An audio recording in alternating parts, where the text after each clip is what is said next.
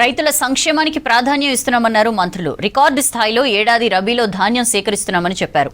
సన్న రకం ధాన్యానికి 500 రూపాయల బోనస్ ఇస్తున్నామన్నారు. మొక్కజొన్న రైతుల ఖాతాల్లో రేపటి నుంచి డబ్బులు పడతాయన్నారు మంత్రులు.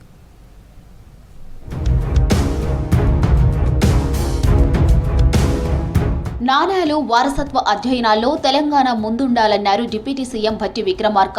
నాణేల అధ్యయనం అంటే ఆలోచనలను అధ్యయనం చేయటమేనని చెప్పారు. హైదరాబాద్లో దక్షిణ భారతదేశ నాణేలు ఆర్థిక వ్యవస్థపై ఏర్పాటు చేసిన జాతీయ సెమినార్లో పాల్గొన్నారు భట్టి విక్రమార్క. వారసత్వ ఆధారిత పరిశోధనకు తెలంగాణ ప్రభుత్వం సహకరిస్తుందని చెప్పారు.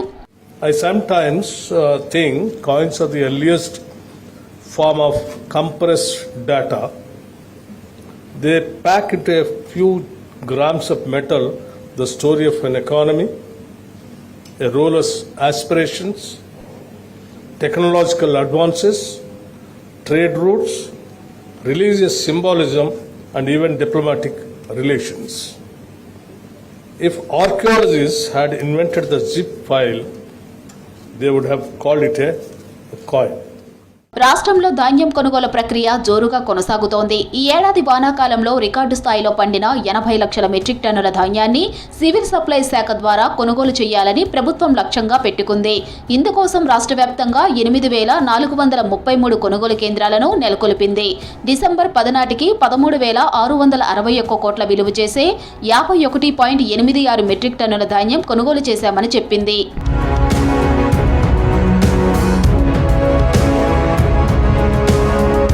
ఇప్పటి వరకు 26.37 లక్షల మెట్రిక్ టన్నుల దొడ్డు రకం ధాన్యం, 25.49 లక్షల మెట్రిక్ టన్నుల సన్న రకం ధాన్యం సేకరించామని ప్రభుత్వం తెలిపింది. ఈసారి సన్నాల సాగు పెరిగిందని చెప్పింది. సన్నాలు పండించిన రైతులకు క్వింటాలకు 500 రూపాయల చొప్పున బోనస్ చెల్లిస్తున్నామన్నారు మంత్రి తుమ్మల నాగేశ్వరరావు. ఈ బోనస్తో అధికంగా సన్నాల సాగు పెరిగిందని చెప్పారు. ఇప్పటి వరకు సన్నాలు పండించిన రైతులకు 314 కోట్ల రూపాయలు బోనస్ అందించామని సర్కార్ తెలిపింది.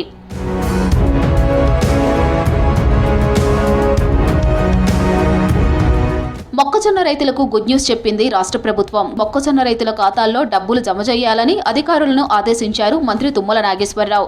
ఇప్పటి వరకు 2.45 లక్షల మెట్రిక్ టన్నుల మొక్కజొన్న సేకరణ పూర్తి చేశామన్నారు. రాష్ట్ర వ్యాప్తంగా 55,904 మంది రైతులకు లబ్ధి కలుగుతుందని చెప్పారు. కేంద్ర ప్రభుత్వం నుంచి ఎలాంటి సహకారం లేకున్నా రైతులు నష్టపోకూడదని మొక్కజొన్న కొనుగోలు చేశామన్నారు మంత్రి తుమ్మల. సేకరించిన మొక్కజొన్నకు 588 కోట్లు రైతుల ఖాతాల్లో జమ చేస్తామని చెప్పారు.